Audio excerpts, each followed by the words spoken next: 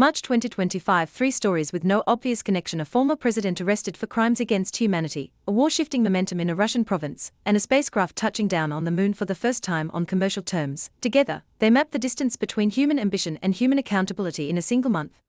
Rodrigo Duterte served as president of the Philippines from 2016 to 2022. His defining policy was the war on drugs, a campaign he promised would be ruthless. Official police figures recorded over 6,000 Filipinos killed. Human rights organizations put the number above 30,000. The victims were overwhelmingly poor, urban, and young. Many were killed in their homes, at night, without warrants, by officers who frequently planted evidence to justify the killings. On March 7, the International Criminal Court issued an arrest warrant for Duterte on charges of crimes against humanity, specifically murder and attempted murder, allegedly committed between 2011 and 2019. The Philippines had formally withdrawn from the ICC in 2019.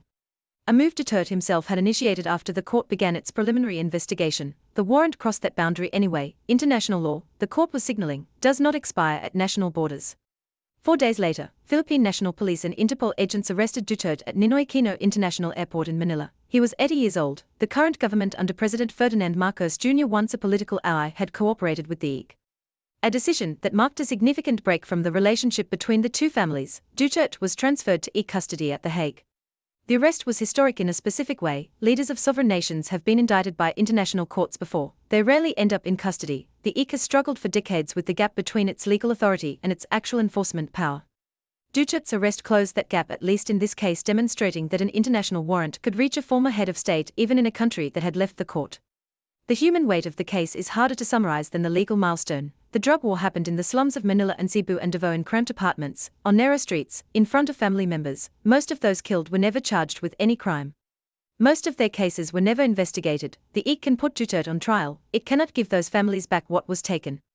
Charges against Duterte have since been confirmed and the case sent to trial. It will be slow, it will be contested at every step. Duterte maintains the killings were justified. His political base in the Philippines remains significant, but the signal the arrest sends to every leader who believes that violence against the poor carries no international consequence is a clear one the court remembers. While Manila processed the arrest of its former president, on the other side of the world, a 7-month Ukrainian military gamble was coming to an end, not with a negotiated settlement, but under the weight of military pressure and a sudden American policy shift. The story of Kursk in March 2025 begins in August 2024, when Ukraine launched a surprise cross-border incursion into Russia's Kursk Oblast. Ukrainian forces seized roughly 1,000 square kilometers of Russian territory, the first time a foreign military had occupied Russian land since the Second World War. The strategic logic: create a bargaining chip, force Russia to divert troops, and demonstrate that the war could reach Moscow's backyard. By early March 2025, the calculation had changed. On March 5, the White House cut off military and intelligence assistance to Ukraine, a direct consequence of the deteriorating relationship between the Trump administration and President Zelensky. The timing was precise. Within 24 hours of the American cutoff, Russian forces broke through Ukrainian defensive lines south of Sudzha, the largest town in the Ukrainian-held pocket. The Russian advance was methodical. Settlement after settlement fell. On March 10, Ukrainian commanders issued withdrawal orders from Sudzha. On March 12, Russian troops raised flags in its center, and the Defense Ministry announced the recapture of 12 settlements in a single day. The Kursk pocket, held by Ukraine for 7 months, collapsed in under 2 weeks once the defensive line broke. The loss of Kursk removed Ukraine's most significant territorial bargaining chip. At the precise moment that peace negotiations were being discussed at the highest levels, Ukraine had entered the incursion hoping to trade Russian land for Ukrainian land at a future negotiating table.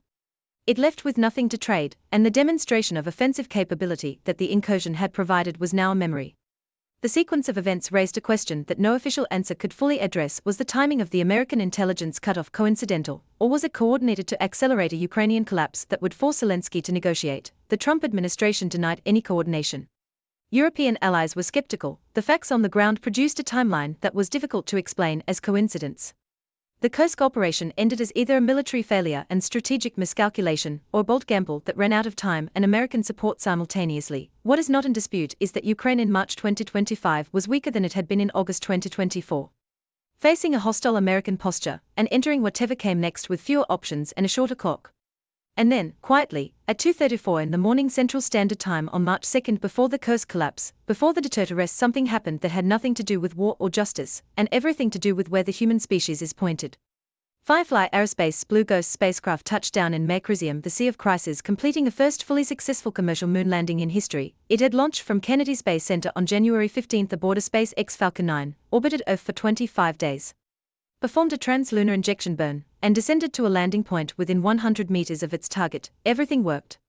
Blue Ghost carried 10 NASA scientific payloads. Its mission: analyze lunar regolith, study geophysical characteristics, and investigate interactions between the solar wind and Earth's magnetic field. Over 14 days of surface operations, the spacecraft transmitted over 110 gigabytes of data back to Earth, meeting 100% of its mission objectives. It then operated 5 additional hours into the lunar night before going silent.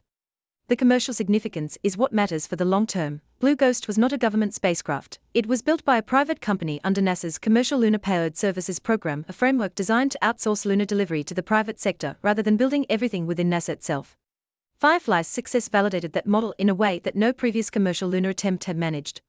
Context matters here. 2 previous commercial lunar attempts had failed. Astrobatic's Peregrine in January 2024 never reached the moon due to a propulsion failure. Intuitive Machines' Imanu's 1 in February 2024 landed sideways and tipped over. Blue Ghost's clean precision landing was not just Firefly's achievement.